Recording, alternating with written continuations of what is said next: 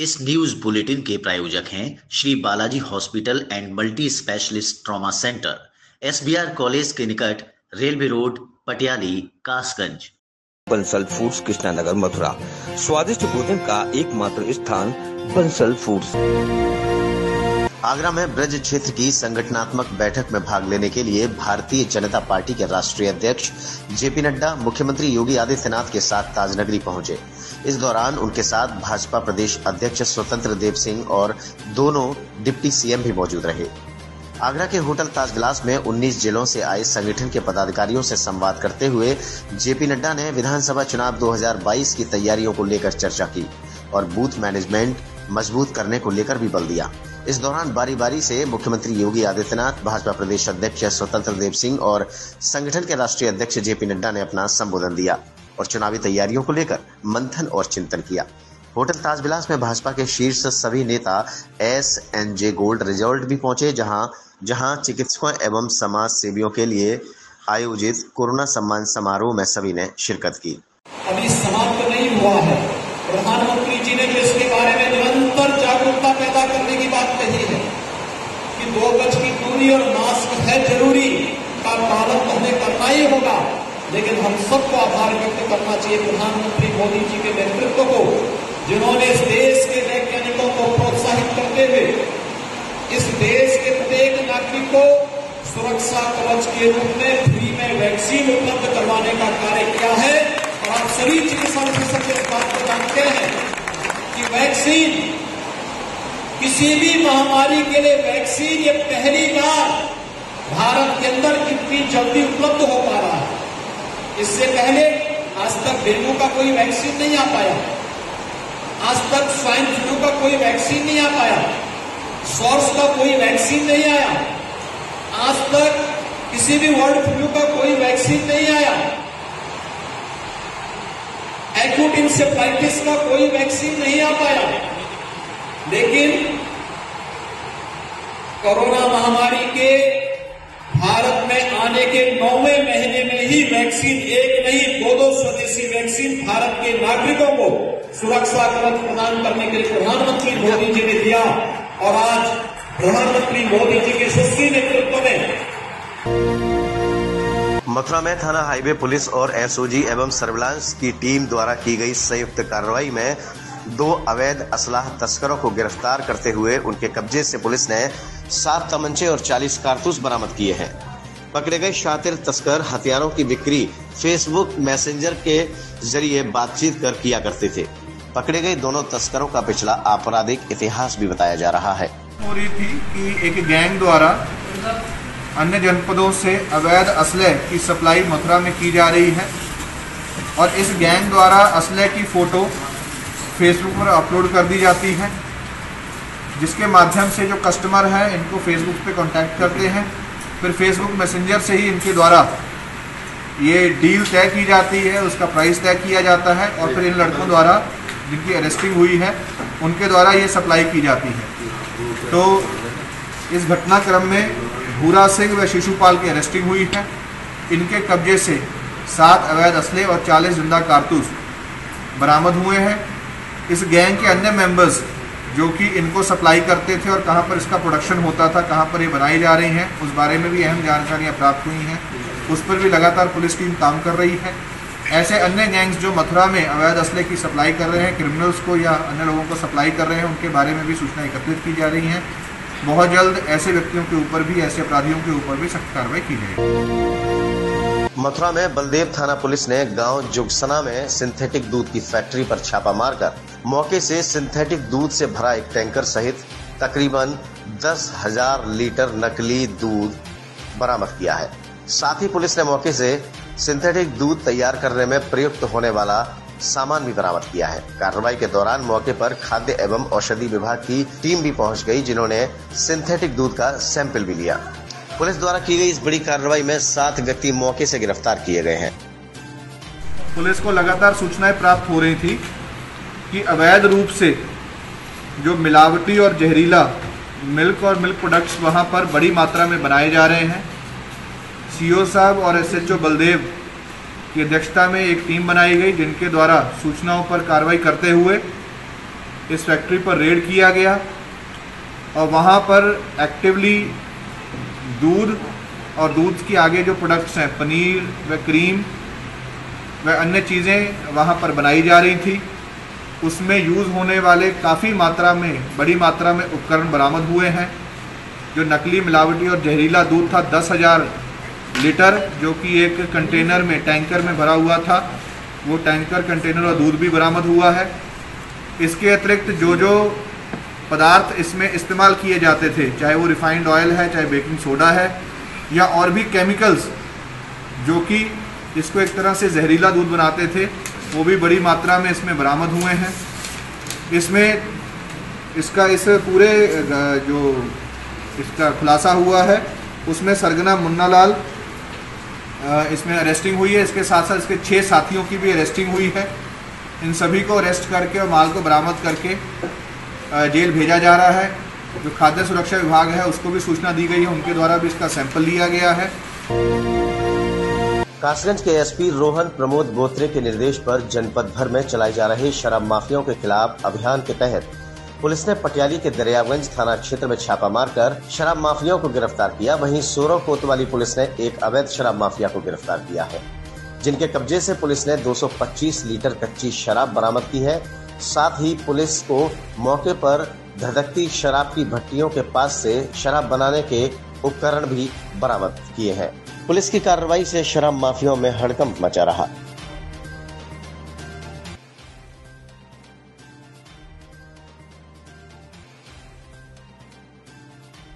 Sir, जनपद में जो शराब के विरोध अभियान चलाया जा रहा है उसके बारे में बताइए। देखिए, शासन के निर्देशानुसार लगातार जो है कच्ची शराब के खिलाफ अभियान जो है वो शुरू किया गया है। लगातार इसमें छापेमारी की कार्रवाई की जा रही है। साथ ही में जो दुकानें हैं देशी और अंग्रेजी शराब की जो शॉप्स है उसके भी स्टॉक रजिस्टर इत्यादि को चेक किया जा रहा है। कहीं भी अगर किसी भी तरह की गफलत प्राप्त होती है पुलिस को तो उसमें मुकदमे पंजीकृत किए गए हैं। इसी अभियान के तहत थाना पटियाली और सोरो ने कंबाइंड ऑपरेशन के तहत कल 4 लोगों को गिरफ्तार किया गया है, जिसमें लगभग 225 लीटर शराब कच्ची शराब प्राप्त हुई है। एक दूसरे थाने में भी लगभग 60 लीटर शराब एक अभियुक्त इसमें गिरफ्तार किया गया है। जितने भी ये अभियुक्त है कठोर धाराओं में, धारा 272 और अन्य धाराओं में जो है इसमें मुकदमा पंजीकृत किया गया है। ऐसे लोगों के खिलाफ प्रबल पैरवी करते हुए इनके खिलाफ सख्ती से कार्रवाई की जाएगी। साथ ही में प्रत्येक पुलिस फोर्स के कर्मी को ये जो है निर्देश दिए गए हैं कि लगातार जो है अपने क्षेत्र में भ्रमणशील रहेंगे, मुखबिर को डेवलप करेंगे और जो है इस तरीके की अवैध शराब बनने की सूचनाओं को संकलित करते हुए कठोर से कठोर कार्रवाई करेंगे। एटा जनपद के थाना पिलुआ क्षेत्र के गांव बमनई में धारदार हथियार से हुई युवक की हत्या के मामले में पुलिस ने खुलासा कर दिया है। बता दें कि मृतक खेमकरण के हत्यारोपी और कोई नहीं बल्कि उसकी पत्नी और उसका प्रेमी निकला। दोनों ने मिलकर प्रेम संबंधों में बाधक बन रहे खेमकरण की सोते वक्त हत्या कर दी। पुलिस ने दोनों हत्यारोपियों को गिरफ्तार कर लिया है और पुलिस की पूछताछ में दोनों ने ही अपना जुर्म कबूल किया है। ये थाना पिलुआ का ग्राम बमनई है। कल रात्रि में 2:30 बजे के आसपास एक मृतक है खेमकरण अपनी छत पर अपनी पत्नी के साथ दूध चावल सो रहा था। कई रात 2:30 बजे के आसपास इसका अटैक हुआ तो इसके शरीर में किसी धारा हथियार से प्रहार किया गया था जी, और सुबह अस्पताल ले जाया गया उसको, जहाँ इसकी इलाज में मृत्यु हो गई थी। इस सूचना पर पुलिस द्वारा अभियोग पंजीकृत किया गया था और अभियोग अज्ञात में मृतक के पिता देखने और लिखा गया था। जब विवेचना प्रारंभ की गई तो घटना दूसरे समय ही ये स्पष्ट हो गया था कहीं न कहीं पत्नी का इस मामले में हाथ है। इसी क्रम में उसका सीडीआर क्लासेस किया गया, आसपास लोगों से पूरी जानकारी की गई। स्पष्ट हो गया कि जो मृतक का ममेरा भाई है कृष्णा, जलालपुर थाना बागा रहने वाला है, उससे मृतक की पत्नी के संबंध बताए जाते थे। और जब पूरी जानकारी की गई तो स्पष्ट हो गया कि पत्नी के सह पर उसके प्रेमी द्वारा रात्रि में हत्या कर दी गई है इसके पति की। दोनों को गिरफ्तार किया गया है, दोनों ने अपना जुर्म का इकरार किया है।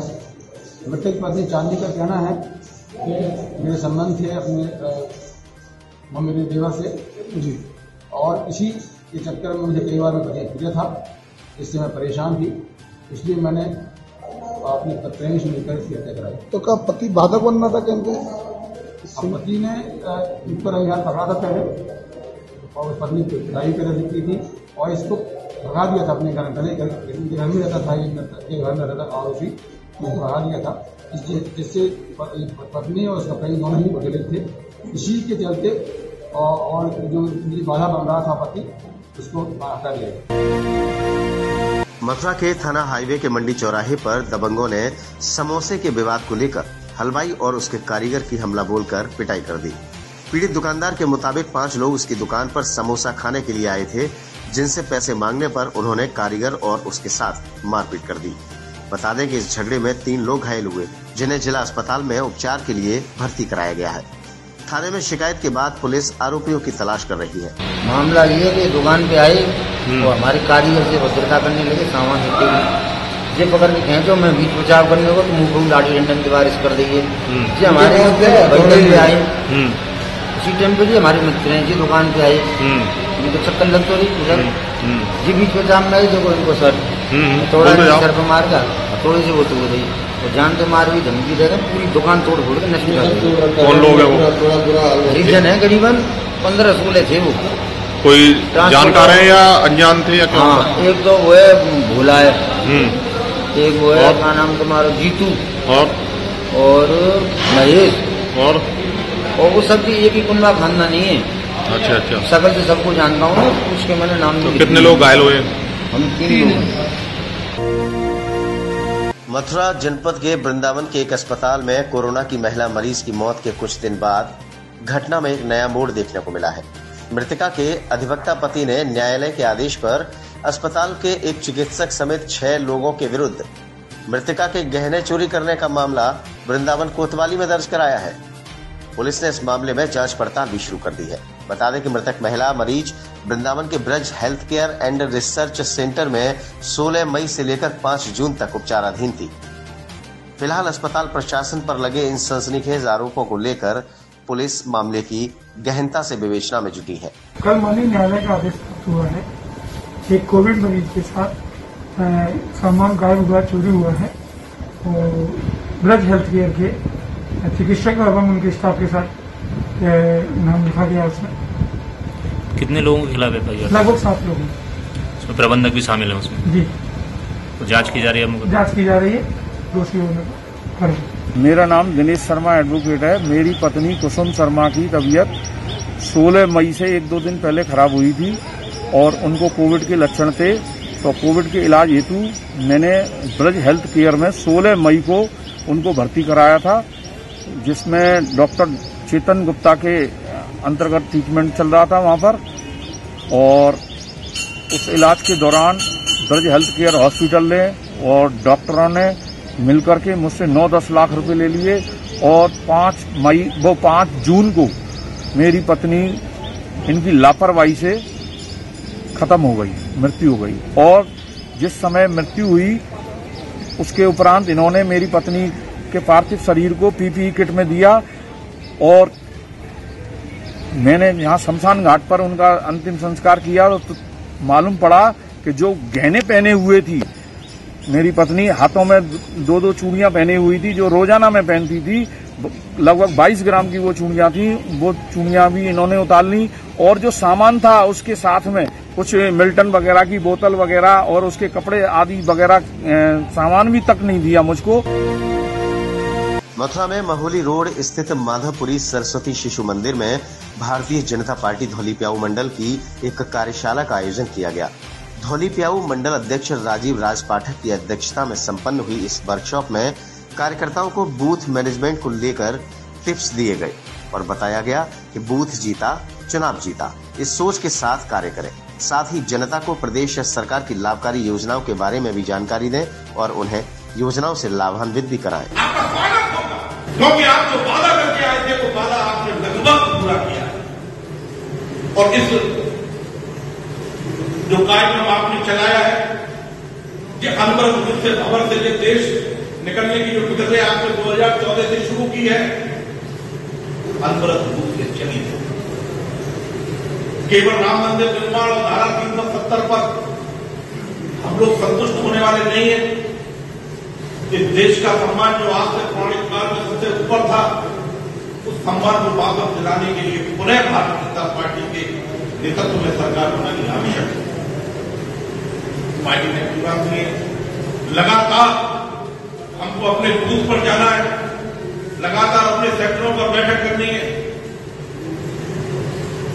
उस बैठकों के माध्यम से पुनः जिस प्रकार 4.5 साल पहले आपने जनता के बीच में अपनी बात रखी थी, पुनः अपनी बात को रखना है।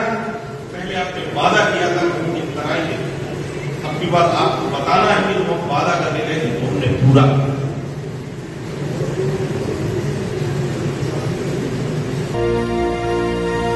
मथुरा के गोकुल के निकट ओपी उपाध्याय द्वारा निर्मित श्री राधा कृष्ण प्रांगण में आयोजित श्रीमद् भागवत कथा के 6वें दिन संत उड़िया बाबा द्वारा श्री कृष्ण जन्मोत्सव की लीलाओं का वर्णन किया गया। इस दौरान यहाँ मौजूद श्रद्धालु भक्ति भाव से ओतप्रोत होकर नृत्य करने लगे।